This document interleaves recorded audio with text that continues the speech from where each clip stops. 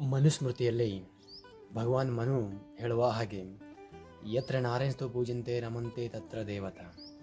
ಯಾವ ಸ್ಥಳದಲ್ಲಿ ಸ್ತ್ರೀಯರ ಪೂಜೆ ಆಗುತ್ತೋ, ಯಾವ ಸ್ಥಳದಲ್ಲಿ ಮನಸ್ಸಿನಿಂದ ಅವರಿಗೆ ಗೌರವ ಕೊಡ್ತೀವೋ ಆಗ ಅಲ್ಲಿ ದೇವತೆಗಳ ನಿವಾಸ ಆಗುತ್ತೆ. ಒಂದು ವೇಳೆ ಅವರನ್ನು ಯಾರೋ ಗೌರವ ಕೊಡಲಿಲ್ಲ ಅಂದರೆ, ಒಳ್ಳೆಯ ಗುಣವುಳ್ಳಂಥ ವ್ಯಕ್ತಿ, ಹೆಣ್ಮಗಳು, ಸ್ತ್ರೀ, ಅವಳಿಗೆ ಯಾರು ಗೌರವ ಕೊಡಲಿಲ್ಲ ಆ ಸ್ಥಳದಲ್ಲಿ ಅಂದರೆ ಆ ಸ್ಥಳದಲ್ಲಿ ದೇವರು ಕೂಡ ವಾಸ ಆಗಲ್ಲ, ಅಲ್ಲಿ ರಾಕ್ಷಸಿ ಗುಣ ಉದ್ಭವ ಆಗುತ್ತೆ ಅಂತ ಮನುಸ್ಮೃತಿಯಲ್ಲಿ ಹೇಳಲಾಗಿದೆ.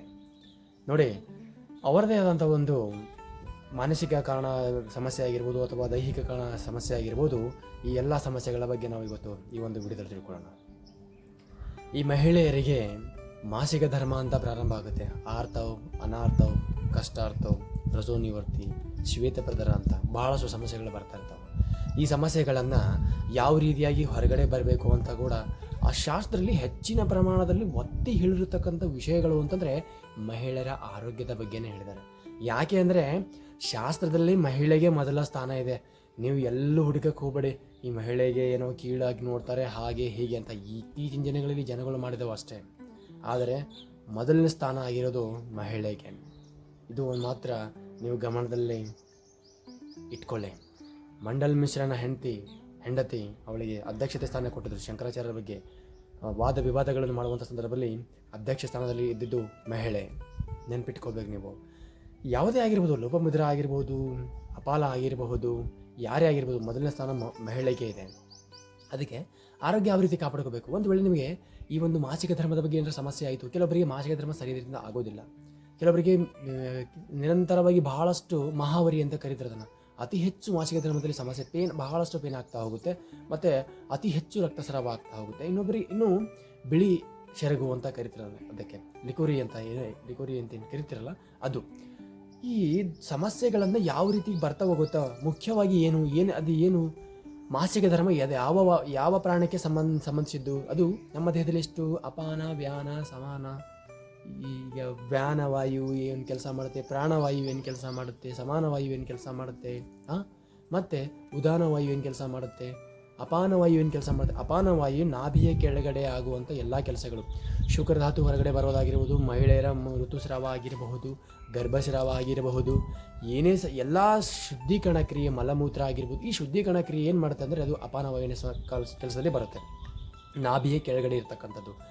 ಆ ಅಪಾನವಾಯು ಕೆಡ್ತು ಅಂತಂದರೆ ನಿಮಗೆ ಎಲ್ಲ ರೀತಿಯ ಕಾಯಿಲೆಗಳು ಬರ್ತಿರ್ತವೆ. ವಾತದ ಸಮಸ್ಯೆಗಳು ಸಂಪೂರ್ಣವಾಗಿ ಬರ್ತವೆ. ಏನು ದೇಹದಲ್ಲಿ ಕ್ಲೀನ್ನೆಸ್ ಆಗೋದಿಲ್ಲ, ಮಾಸಿಕ ಧರ್ಮ ಸರಿಯಾದ ಆಗೋದಿಲ್ಲ, ಬಿಟ್ಟು ಬರುತ್ತೆ. ಇಲ್ಲಾಂದರೆ 1 ವರ್ಷ, 2 ವರ್ಷ, 3 ತಿಂಗಳು, 4 ತಿಂಗಳು ಬಿಟ್ಟು ಬರುತ್ತೆ. ಯಾಕೆ ಬರುತ್ತೆ ಗೊತ್ತಾ?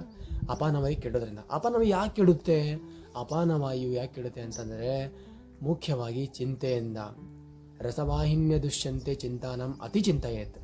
ರಸಧಾತುವಿಗೆ ಸಂಬಂಧಿಸ್ತಕ್ಕಂತಹ ಈ ಒಂದು ಮಾಸಿಕ ಧರ್ಮವನ್ನು ಯಾಕೆ ಕೆಡುತ್ತೆ ಅಂತಂದರೆ, ಯಾವಾಗ ನೀವು ಅತಿ ಹೆಚ್ಚು ಚಿಂತೆ ಮಾಡ್ತಿರಲ್ಲ, ಆ ಚಿಂತೆ ಮಾಡುವಂಥ ಸಂದರ್ಭದಲ್ಲಿ ಈ ಅಪಾನವಾಯು ಕೆಟ್ಟ ಹೋಗುತ್ತೆ. ಅಪಾನವಾಯು ಕೆಟ್ಟಾಗ ಏನಾಗುತ್ತೆ ಅಂದರೆ ಮಾಸಿಕ ಧರ್ಮ ಸರಿಯಾದ ರೀತಿಯಿಂದ ಆಗೋದಿಲ್ಲ. ಮಾಸಿಕ ಧರ್ಮ ಸರಿಯಾದ ರೀತಿಯಿಂದ ಆಗೋದಿಲ್ಲ ಅಂತಂದರೆ ದೇಹದಲ್ಲಿ ಕಲ್ಮಶ ಹೊರಗಡೆ ಹೋಗಿರಬೇಕು. ಕಲ್ಮಶ ಹೊರಗಡೆ ಹೋಗಿರಬೇಕು, ಆದರೆ ಅದು ಕಲ್ಮಶ ಒಳಗಡೆನೇ ಇತ್ತು ಅಂತಂದರೆ ದೇಹದಲ್ಲಿ ನೋವನ್ನು ಉಂಟು ಮಾಡುತ್ತೆ. ಶೂಲಂ ನಾಸ್ತಿ ವಿನಾ ವಾತಂ ಅಂದರೆ ವಾತ ಕೆಟ್ಟು ಹೋಗುತ್ತೆ ಅಂತ. ವಾತ ಕೆಡ್ತು ಅಂತಂದರೆ ಏನಾಗುತ್ತೆ, ದೇಹದಲ್ಲೆಲ್ಲ ಎಲ್ಲಿ ಜಾಯಿಂಟ್ ಇರ್ತಾವಲ್ಲ, ಸಂಧಿಗಳಿರ್ತಾವಲ್ಲ, ಸಂಧಿವಾತ ಅಂತ ಕರಿತಾವೆ. ಎಲ್ಲ ಸಂಧಿಗಳೆಲ್ಲ ಬಹಳಷ್ಟು ಪೇನ್ ಆಗ್ತಾವೆ.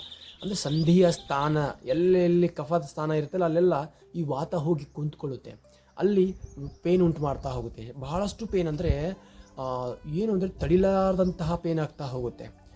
ಯಾಕೆ ಈ ಕಾರಣ ಆಗ್ತಾ ಅಂದರೆ ಮಹಿಳೆಯರು ಮಾಡುವಂಥ ತಪ್ಪುಗಳು, ಅವರ ಚಿಂತನೆ ಮಾಡಲ್ಲ. ನೀವು ಚಿಂತೆ ಮಾಡ್ತೀರಾ, ಆಹಾರ ವಿಹಾರ, ಅತಿ ಹೆಚ್ಚು ಖಾರ ತಿನ್ನೋದು, ಅತಿ ಹೆಚ್ಚು ಹುಳಿ ತಿನ್ನೋದು, ಅತಿ ಹೆಚ್ಚು ಉಪ್ಪು ತಿನ್ನೋದು ಎಲ್ಲ ಹೆಚ್ಚು ಮಾಡ್ತಾ ಇರ್ತೀರ. ಅದಕ್ಕೆ ಶಾಸ್ತ್ರ ಏನಿದೆ, ಹಿತಬುಕ್ ಋತುಬುಕ್ ಮಿತಬುಕ್ ಅಂತ.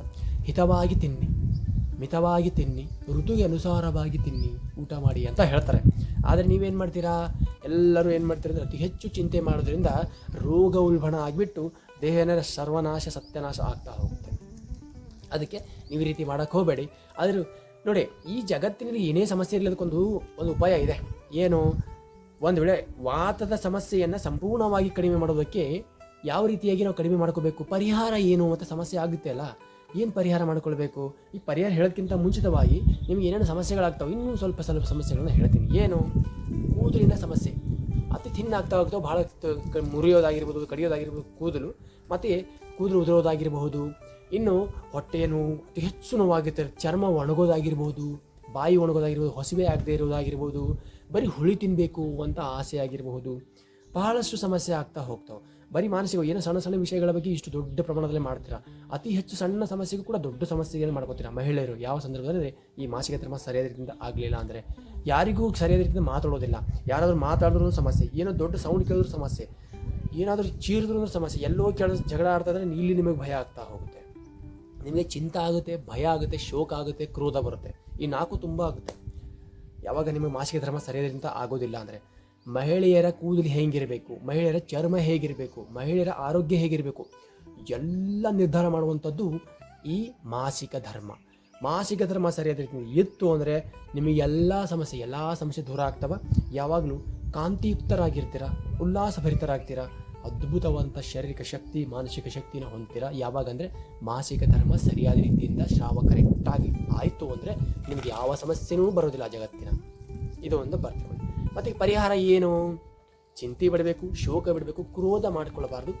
ಈ ಆಹಾರ ಪದ್ಧತಿಯಲ್ಲಿ ಋತುವಿಗೆ ಅನುಸಾರವಾಗಿ ಏನು ತಿನ್ನಬೇಕು, ಯಾವ್ಯಾವ ಆಹಾರಗಳ ಬಳಕೆ ಮಾಡಬೇಕು, ಇವೆಲ್ಲವನ್ನು ನೀವು ಗಮನದಲ್ಲಿ ಇಟ್ಕೊಳ್ಬೇಕು. ಅತಿ ಹೆಚ್ಚು ಖಾರ ಬಿಟ್ಟುಕೊಳ್ಬೇಕು. ಅದನ್ನು ಸಾತ್ವಿಕ ಆಹಾರವನ್ನು ತೆಗೆದುಕೊಳ್ಳುವಂಥ ಪ್ರಯತ್ನ ಮಾಡಿ. ಸಾತ್ವಿಕ ಆಹಾರ ಎಲ್ಲರಿಗೂ ಗೊತ್ತಾಗಿರುತ್ತೆ. ಮತ್ತು ಇನ್ನೊಂದು ರಾಮಬಾಣ ಆಗಿ ಕೆಲಸ ಮಾಡ್ತೇವೆ ವಾತದಲ್ಲಿ. ಏನು ಅತಿ ಹೆಚ್ಚು ಪೇನ್ ಇದೆಯಾ ನಿಮಗೆ? 4 ದಿನ ಅದು ಭಯಂಕರ ನೋವಾಗಿರುತ್ತೆ ನಿಮಗೆ, 4-5 ದಿವಸಗಳ ಕಾಲ.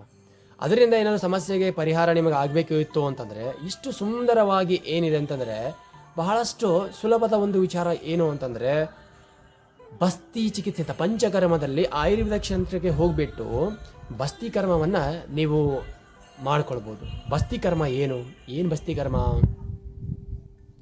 ಬಸ್ತಿ ಕರ್ಮ ಅಂದರೆ ಮಲದ್ವಾರದ ಮುಖಾಂತರವಾಗಿ ಎಣ್ಣೆ ಆಗಿರ್ಬೋದು, ಆಯುರ್ವೇದ ಔಷಧಿಗಳಾಗಿರ್ಬೋದು, ಆ ಔಷಧಿಗಳನ್ನು ಏನು ಮಾಡ್ತಾರೆ ಅಂದರೆ ಮಲದ್ವಾರದ ಮುಖಾಂತರವಾಗಿ ನಿಮ್ಮನ್ನು ಒಂದು ಔಷಧಿಯುಕ್ತವಾದಂತಹ ಕಾಢ ಆಗಿರ್ಬೋದು, ಎಣ್ಣೆ ಆಗಿರ್ಬೋದು, ಅದು ಮಲದ್ವಾರದ ಮುಖಾಂತರ ಕೊಡ್ತಾರೆ. ಅದು ಆಯುರ್ವೇದ ಸೆಂಟರ್ಗೆ, ಹತ್ತಿರದ ಆಯುರ್ವೇದ ಸೆಂಟರ್ಗೆ ಭೇಟಿ ಕೊಟ್ಬಿಟ್ಟು ನೀವು ಅವರನ್ನು ಸಂಪರ್ಕಿಸಿ ಆ ಬಸ್ತಿ ಕರ್ಮವನ್ನು 7 ದಿವಸದ್ದು, 21 ದಿವಸದ್ದು ಈ ರೀತಿ ಕೊಡ್ತಾ ಹೋಗಿ.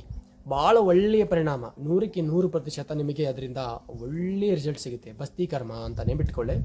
ಏನಾದರೂ ಮಾಸಿಕ ಧರ್ಮದ ಸಮಸ್ಯೆ ಇತ್ತು ಅಂದರೆ ಮಹಿಳೆಯರಾಗಿರ್ಬೋದು ಅಥವಾ ಪುರುಷರಿಗೆ ಏನಾದರೂ ನೋವಿತ್ತು ಅಂದರೆ joint pain, knee pain, back pain, ಶೂಲಂ ನಾಸ್ತಿ ವಿನಾ ವಾತಂ. ಜಗತ್ತಿನಲ್ಲಿ ಏನೇ ಒಂದು ಬೇನೆ ಆಗ್ತಾ ಇದೆ ಅಂದರೆ ಕಾರಣ ಏನು ಅಂದರೆ ವಾತ. ನೆನ್ಪಿಟ್ಕೊಳ್ಳಿ, ವಾತ ಕೆಟ್ಟಾಗ ಮಾತ್ರ ನಿಮಗೆ ಏನು ಬರುತ್ತೆ ಅಂತಂದರೆ ಪೇನ್ ಬರುತ್ತೆ ಅಂತ. ಏನೇ ಪೇನ್ ಇರೋದು, ಎಂಥದ ಅಸಹನೀಯ ನೋವಿದ್ದರೂ ಕೂಡ ಅದಕ್ಕೆ ಕಾರಣ ವಾತ. ವಾತವನ್ನು ಸಂಪೂರ್ಣ 80 ರೋಗಗಳಿಂದ ಮುಕ್ತಿ ಪಡೆಯುವುದಕ್ಕೆ ಈ ಒಂದು ಬಸ್ತಿ ಕರ್ಮ ಅತಿ ಅದ್ಭುತವಾಗಿ ಕೆಲಸ ಮಾಡುತ್ತೆ. ಬಸ್ತಿಯನ್ನು ಮಾಡ್ತಾ ಹೋಗಿ ಈ ಬಸ್ತಿ ಕರ್ಮವನ್ನು ಅತಿ ಹೆಚ್ಚು ಪ್ರಮಾಣದಲ್ಲಿ ಮತ್ತು ಬಹಳಷ್ಟು ಜನರ ಮೇಲೆ ನಾವು ನೋಡಿದ್ವಿ, ಒಳ್ಳೆಯ ಪರಿಣಾಮ ಬೀರಿದೆ. ಆ ಕರ್ಮವನ್ನು ಮಾಡಿಕೊಳ್ಳಿ, ಪಂಚಕರ್ಮಕ್ಕೆ ಹೋಗಿ ನಿಮಗೆ ಎಲ್ಲ ಸಮಸ್ಯೆಗಳು ದೂರ ಆಗ್ತವೆ. ಹಾಗೆ ಎಲ್ಲರೂ ಚಿಂತೆ ಬಿಟ್ಟು ಚಿಂತನೆಯತ್ತ ಬನ್ನಿ. ಚಿಂತನೆ ಮಾಡುವುದರಿಂದ ನಿಮಗೆ ಎಲ್ಲ ಸಮಸ್ಯೆಗೆ ಪರಿಹಾರ ಸಿಗ್ತಾ ಹೋಗುತ್ತೆ. ಚಿಂತೆ ಬಿಡಿ, ಚಿಂತನೆಗೆ ಬನ್ನಿ ಅಂತ ಹೇಳ್ತಾ, ನಿಮ್ಮ ಆರೋಗ್ಯ ನಮ್ಮ ಮತ್ತು ನಿಮ್ಮ ಕಾಳಜಿ ಅಂತ ಹೇಳ್ತಾ ಎಲ್ರಿಗೂ ನಮಸ್ಕಾರ.